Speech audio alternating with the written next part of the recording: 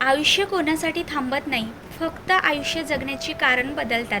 सर्वच प्रश्न सोडवून सुटत नाहीत, काही प्रश्न सोडवून दिले की आपोआप सुटतात. नमस्कार मंडळी, मी अश्विनी तुम्हा सगळ्यांचे मनापासून आपल्या ब्लॉगमध्ये स्वागत करत आहे. तर मंडळी, तुम्ही कसे आहात सगळे? आय होप सगळे मस्त मजेतच असणार. तर मंडळी, आम्ही निघालो होतो शेगावला जायला. अचानकच झालेला प्लॅन आहे. ॲक्च्युलीमध्ये प्लॅन होता माझ्या मामे सासूबाईचा. तर त्यांनी खूप रिक्वेस्ट केली की तुम्हीही चला म्हणून शेगावला. तर मग म्हटलं की चला, रुचूही आहे तर तिलाही दाखवायला बरं पडते शेगाव. तर मग आम्ही निघालो शेगावला जायला. तर हा प्रवास आमच्यासोबत तुम्ही एन्जॉय करा. व्हिडिओ शेवटपर्यंत नक्की बघा आणि आवडल्यास लाईक, शेअर, सबस्क्राईब करायलाही विसरू नका. चॅनलला नवीन असाल तर नक्कीच सबस्क्राईब करा मैत्रिणींनो. त्यानंतर आम्ही फायनली ट्रेनमध्ये बसलोत. खूप गर्दी होती ट्रेनमध्ये, भयंकर. आणि डुगूचा फर्स्ट प्रवास होता ट्रेनचा. तर त्याला खूप मजा येत होती. इथे त्याचे बाबाही होते, ड्युटीवरून आले होते. तर ते म्हणत होते की नका जाऊ तुम्ही, मला काही करमणारच नाही, असं त्यांचं सुरू होतं. त्यानंतर आम्ही सगळे फायनली ट्रेनमध्ये बसलो. कशीबशी जागा मिळवली आणि डुगू असल्यामुळे आम्हाला तर शीट दिलीच होती. काही लोक खरंच खूप छान असतात. ते म्हणालेत की तुम्ही बसून जा म्हणून. आणि डुगूचा मस्त असा प्रवास सुरू झाला. आमचा सगळ्यांचा प्रवास सुरू झाला. आमच्या डब्यामधले सगळे लोक, म्हणजे आम्ही जनरलच्याच डब्यामध्ये गेलो होतो. आमच्या वर्ध्यापासूनच ती ट्रेन लागलेली होती. तर मस्त अशी एन्जॉय करत गेलो होतो. प्रवास खूप छान झाला होता मैत्रिणींना आमचा. आणि डुगू बघा, डुगूचा तर म्हणजे सांगूच नका. डुगू तर खूप म्हणजे खूप असं इतका आनंदी होता की खूपच छान. कारण त्याला सगळी अशी लोक म्हणजे फर्स्ट टाईमच बघितली होती त्यांनी, इतकी सगळी लोक. त्यामुळे तो भरपूर असा एन्जॉय करत होता. तर व्हिडिओ शेवटपर्यंत नक्की बघा, एन्जॉय करा व्हिडिओ.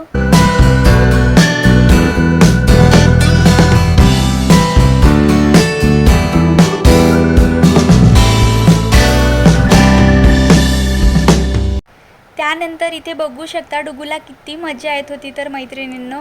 त्यानंतर आपली फायनली ट्रेन सुरू झाली आणि निघालोत आम्ही शेगावला जायला. सगळेजण आपापल्या कामामध्ये गुंग झालेत. रुचू मोबाईलमध्ये गुंग झाली आणि सगळेजण मग काही लोक आपल्या कामामध्ये व्यस्त झालेत, गप्पा मारत होते काहीजण. आणि डुगू आमचा मस्त असा एंटरटेनमेंट करत होता. तर ॲक्च्युअलमध्ये वेळेवरचा प्लॅन असल्यामुळे रिझर्वेशन काही करताच आलं नाही, मिळालंच नाही रिझर्वेशन. आणि माझ्या नंदेला तेवढं ट्रेनचं समजत नव्हतं, तर त्यामुळे त्यांनी मला खूप फोर्स करून म्हणाल्यात की तुम्ही शेगावला चलाच, म्हणजे चालाच. त्यामुळे मग म्हटलं चला. आमच्या वर्ध्यापासून शेगाव काही जास्त लांबच नव्हताच. तर मग म्हटलं चला ठीक आहे, जाऊया आपण. मग कार्तिक म्हणालेत की ठीक आहे, जा तुम्हीही. आणि वेळेवरचा मग आम्ही प्लॅन असा केला. आणि ह्या आहेत मावशी, ह्या आहे गौरी, ह्या माझ्या मामी सासूबाई आहे. आणि इथे मस्त असा डुगू झोपी गेला. तर इथे रुचूसोबत मी मस्त अशा गप्पा मारत होती. आम्ही मस्त अशा गप्पा मारता शेगाव कधी आला ना काही समजलंच नाही. आणि बाजूला ना कोणीतरी मस्त असे विचारत होते की तुम्ही यूट्यूबला व्हिडिओज टाकतात का म्हणून. तर त्यांनाही सांगितलं की हो, यूट्यूबला आता जस्ट स्टार्ट केलेलं आहे. त्यानंतर आमचं शेगाव आलेलं होतं आणि फायनली सगळेजण हॅप्पी होते की किती. मामी तर भरपूर वर्षानंतर शेगावला आल्या होत्या. तर 25 वर्ष तरी झालेच असेल त्यानंतर त्या शेगावला आल्या होत्या. तर म्हणजे इतक्या हॅप्पी होत्या ना त्या मैत्रिणींनो की खूपच म्हणजे खूपच. आणि मग निघालोत आम्ही आता मंदिराकडे. तिथून आम्हाला जायचं होतं विसावामध्ये, कारण आम्हाला फ्रेश वगैरे व्हायचं होतं. त्यानंतरच आम्ही मंदिरात एंट्री करणार होतो. तर निघालोत मग विसाव्याकडे. आता मला शेगावचं भरपूर माहिती असल्यामुळे तेवढं काही प्रॉब्लेमच नाही झालं. त्यामुळेच मला त्यांनी घेऊन आले होते इथे शेगावला. आणि अचानक का होईना आपल्याला गजानन महाराजाचे दर्शन पण तर झालेच ना. त्यांनीच बोलवलं असंच मी मानते की त्यांनी मला बोलवलं. वेळेवरचं का होईना पण मी आली तर जाईना. तर त्यानंतर पहाट झालेली होती, बहुतेक 5 वाजले होते त्यावेळेला आम्ही जेव्हा तिथे पोचलोत शेगावला तेव्हा. त्यानंतर इकडे विसाव्यामध्ये आलोत. बाजूलाच काही 5 मिनटाच्या दुरीवरतीच विसावा आहे. भरपूर असे प्लेस आहे तिथे आपण थांबू शकतो. तर त्यानंतर इथे पोहोचल्यानंतर आम्ही गाद्या वगैरे घेतलो, तर नंबर लावल्या होत्या प्रतीक्षाने आणि त्याच गेल्या होत्या गाद्या आणायला, माझ्या नंदूबाई. आणि इथे डुगू मस्त दूध पित होता आणि त्याची ना व्यवस्थित झोप नव्हती झाली, त्यामुळे तो चिडचिड करत होता. त्यानंतर आम्ही छान झालो फ्रेश आणि निघालोत आम्ही फायनली मंदिरामध्ये. तर व्हिडिओ एन्जॉय करा. आणि हा आहे आपला गजानन महाराजांचा मंदिर. त्यानंतर पूजेचा सामान वगैरे घेतला आणि मग आम्ही एंट्री केली मंदिरामध्ये. खूप गर्दी होती आणि भयंकर अशी ऊनही होती. सॅटर्डे, संडे आणि मंडेची सुट्टी असल्यामुळे भरपूर दर्शन करायला आले होते लोक, तर त्यामुळे जास्तच गर्दी वाढलेली होती. पण इतकं छान की डुगूनी इथे अजिबातच चिडचिड केलेलं नाही आहे. इतकी भयंकर ऊन होती मैत्रिणींनो, त्यानंतर इतकी गर्दी होती, तरी पण डुगूनी अजिबात चिडचिड केलेलं नाही. त्यासाठी तर मी इतकं म्हणजे डुगूचं कौतुक करते ना, खूपच म्हणजे खूप कौतुक करते. त्यानंतर ना इथे डुगू झोपी गेला होता आणि मामी, मावशी, गौरी, ईश्वरी आणि प्रतीक्षा ह्या सगळ्या दर्शन करायला गेल्या होत्या. भरपूर म्हणजे खूप मोठी रांग होती, तर मी त्यांना म्हटलं होतं की तुम्ही दर्शन करायला जा म्हणून, कारण डुगू झोपलेला होता, तर त्यामुळे मला पॉसिबल नव्हतं. डुगू उठल्यानंतरच मला रांगेमध्ये उभं राहायचं होतं. त्याची झोप डिस्टर्ब झाली असती तर परत त्यांनी मग चिडचिड केलं असतं, जेव्हा की तो पहाटेला चिडचिड करत होता तेव्हा. तर म्हटलं त्याची झोप होऊ देते, त्याच्यानंतर मग मी लाईनमध्ये लागते. तर मी दुसऱ्या लाईनमध्ये लागलेली होती. ज्यांना छोटे बेबीज वगैरे असतात तर त्यांना इकडून 10 मिनटं किंवा अर्धा तास लागतो, त्या लाईनमध्ये उभे ठेवतात. तर मी तिथेच रुचू आणि मी उभे झालो होतो आणि आमचं अर्ध्या तासामध्ये छान असे दर्शन झाले होते. आणि मामी, मावशी, प्रतीक्षा वगैरे यांना तर 3-4 तास लागले होते दर्शन करायला.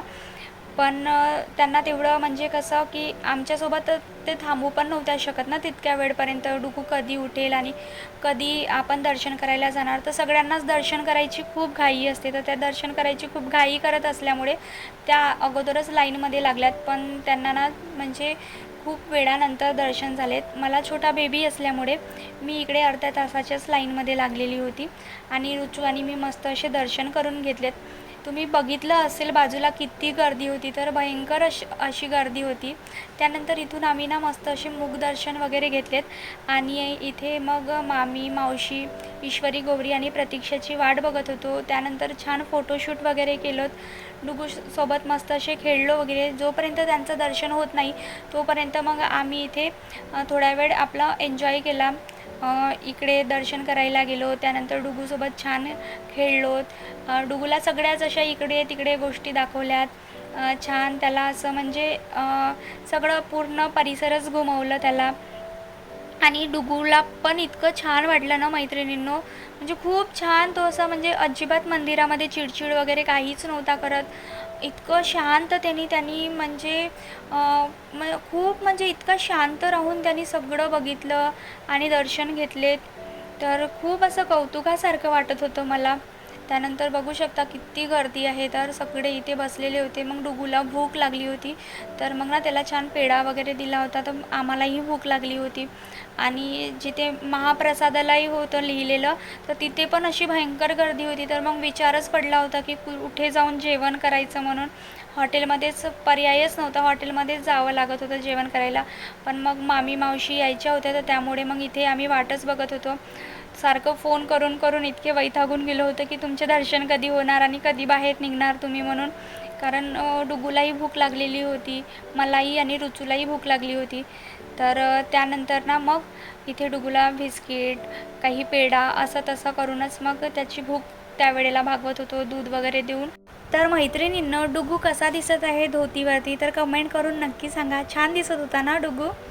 त्यानंतर ना आता आम्हाला जायचं होतं हॉटेलमध्ये जेवण करायला.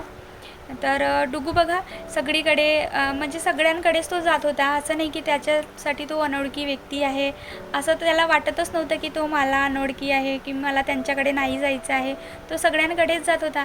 आणि इथे बघा माझ्यासोबत किती छान खेळत आहे. तर त्यानंतर इथे पहिलाच मंदिर लागत असतो, जसं आपण एंट्री करतो तर पहिलाच मंदिर लागतो. तर तिथे छान त्यांनी जाऊन मस्त असं मस्तक वगैरे टेकलं, तिथेही जाऊन छान दर्शन घेतलेत. आणि ना मैत्रिणींनो, त्यानंतर मामी, मावशी वगैरे आल्यात, गौरी, ईश्वरी आल्यात आणि आम्ही आलोत मग इथे हॉटेलमध्ये जेवण करायला. फायनली ह्या आल्यात, खूप बरं वाटलं. ऋतूला डोसा खायचा होता, तर ती इथे डोसा खात बसली आणि डुगू इथे हे काका कोण आहेत तर माहिती नाही, तर त्यांच्याकडे चालला गेला आणि त्यांनाच मस्त हॅलो हाय फाय करत होता. तेही काका मस्त डुगूचा लाड करत होते, भयंकर असा लाड करत होते.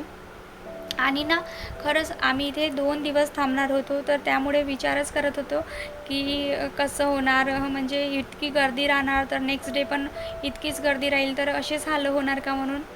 त्यानंतर निघालो, तर आता आमचे दर्शन वगैरे झाले होते आणि निघालो होतो आम्ही विसाव्याकडे जायला.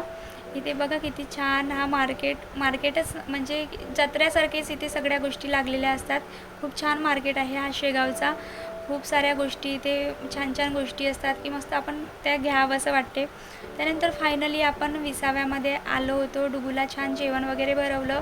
त्या दादानी मस्त असं नाचणी सत्व वगैरे बनवून दिलं होतं. मी घरूनच सगळं काही वस्तू घेऊन गेली होती, डाळ, नाचणी सत्व वगैरे सगळं. पण मंदिरामध्ये मी डब्बा नव्हती घेऊन गेली, लवकर गेलो होतो त्यामुळे. आणि ते दादा पण की आत्ता बनवू शकत नाही असे म्हणाले होते, तर तेव्हा थोडंफारच मी नाचणी सत्व चारलं होतं मॉर्निंगला. आणि मग दुपारला त्याला भूक लागली होती, तर पेढा, त्याच्यानंतर दूध, बिस्किट आणि मग परत त्याला काहीतरी वेगळं चारलं होतं हॉटेलमध्ये. त्यानंतर विसाव्यामध्ये आल्यानंतर नाचणी सत्व वगैरे बनवून चारलं आणि मग आम्ही मस्त असे दोघंही मायलेकं मज्जा करत बसलो होतो इथे. पण डुगूचं एक होतं की तो कोणालाच झोपू देत नव्हता. त्याला एकतर झोप येतच नव्हती. दुपारी मस्त झोपला होता तिथे मंदिरामध्ये, त्यामुळे त्याला अजिबातच झोप येत नव्हती. त्यामुळे ना आम्ही मस्त पाळण्यामध्ये टाकलं होतं की तो झोपेल बा म्हणून, पण नाही, त्याचं तर असं अजिबातच नव्हतं. तो सगळ्यांनाच डिस्टर्ब करत होता. बघा सगळींकडे जाऊ त्यांना उठवत होता आणि सगळे म्हणजे त्याचं कौतुक करत होते. त्याला कोणीच रागवत नव्हते. खूप त्याचं कौतुक करत होते सगळेजण. आता इथे बघा मामीलाही उठवत आहे तो. त्यानंतर इथे जाऊन कोणाची तरी बॉटल घेतो आणि बॉटल उचलतो आणि म्हणजे पाणी पिण्याचं सोंग करतो. तर व्हिडिओ कसा वाटला, आवडल्यास लाईक शेअर सबस्क्राईब करायलाही विसरू नका मैत्रिणींनो. दुसरा पार्ट मी लवकरच टाकणार आहे, तर तोही पार्ट नक्की बघा, कारण आम्ही 2 दिवस राहिलो होतो, तर त्यामुळे मी 2 पार्टमध्ये कन्वर्ट केलेला आहे व्हिडिओ. हा खूप लाँग व्हिडिओ झाला असता त्यामुळे. तर okay, bye, to be continue.